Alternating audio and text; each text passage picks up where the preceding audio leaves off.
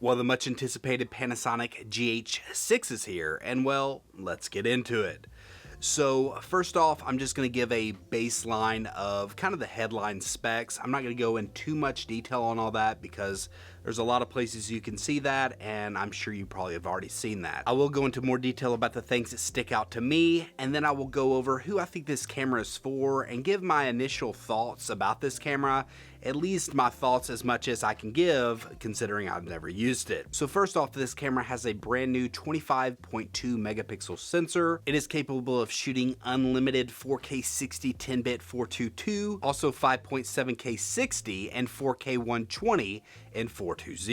This is also capable of shooting an insane 300 frames per second in full HD, and if you want audio, it shoots it in 240 frames per second. This does have a dual gain sensor mode, giving you a wider dynamic range, and I believe that is capable in all modes except for 4K 120. Also, if 25 megapixels isn't enough for you, there is a mode that allows you to shoot a 100 megapixel picture, and you can do that handheld because the incredible IBIS.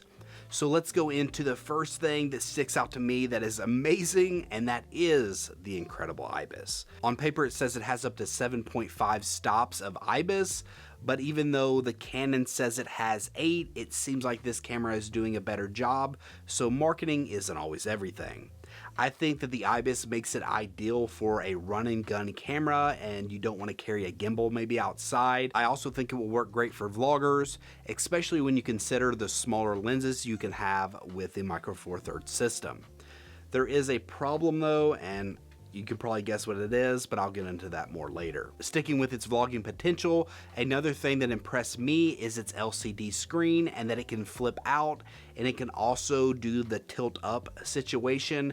It's essentially the same thing that was done in the S1H. I thought it was a super cool thing when they did it back then, and I'm honestly a little bit surprised that other camera manufacturers haven't done it themselves.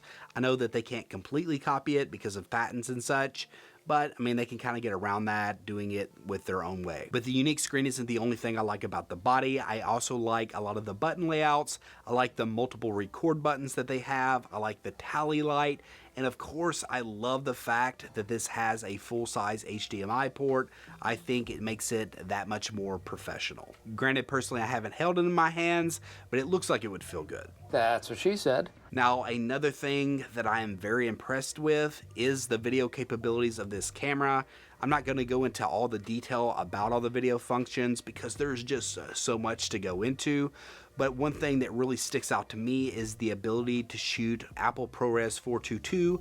Now, the file sizes will be absolutely huge when you do that, but it will be great for people who want to get into some more detailed editing. Another thing that impressed me is that I believe that 4K is being oversampled from the 5.7K. I'm not 100% on that, but I believe that Jared Undone said something about that. And he also said that the 4K 120 is as sharp as the 4K 24. And if that's the case, that it's being oversampled at 4K 120, then that is super impressive. Sticking with the video, I do love the dual gain sensor mode. It seems like it is at least giving it comparable dynamic range to a full frame sensor. Maybe not the best of the best full frame sensor, but it's still up there. And finally, the last thing that I really love about this camera is the wave function that it has on the LCD screen. Now, I know that Panasonic has been doing that for a while now, but I wish it was something that Sony would bring to their cameras. I'm not sure if they could do that in their firmware. I'm sure they could, but will they? Probably not. Now, I'm not saying that there wasn't other impressive things about this camera and more to love, but those are a few of the things that really stuck out to me. But now let's get to, well, the big negative part. And of course, that's going to be the autofocus. Now, I did see that it looks like this is the best implementation of the contrast-based autofocus, so at least that's something. But I don't believe that having a camera that is $2,200 that is competing with all the different amazing autofocusing systems on the market, for it to say, well, it's good enough or it's okay, I don't like those words. I think that this shouldn't even be a conversation. They should have just got rid of that stupid system and put phase detect in this thing, and it would have been absolutely amazing. From what I've seen, there has been a few times that it's still doing that weird pulsing situation. Potato Jet had a big thing about that, where the bokeh was, going back and forth and expanding and contracting. I think that is very distracting and kind of just weird. Gerald Undone also had it on autofocus in his talking head video, and you could also see the weird pulsing going on in the background. So in a way, it kind of cuts out a lot of the potential of this camera, and I think that they had a big potential to maybe expand their base a lot, and I'm not sure that they've done it with this camera. I do think it is a very worthy upgrade over the GH5, and I just do not understand why they won't get away from this system, and they're just being hard-headed. It seems like they're not listening to the market overall.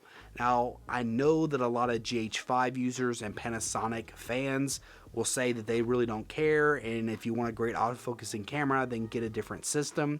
And I can understand that point of view, and I'm not saying that you're wrong for having that stance, but I will say that I want Panasonic to succeed on a larger scale than what they've been succeeding on with their Lumix line, because I really like the legacy of Panasonic, and I think that they make really great cameras.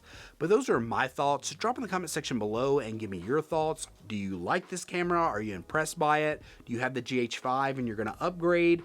Or maybe you're coming into this thing and you say, well, Panasonic super impressed me and I'm going to get one.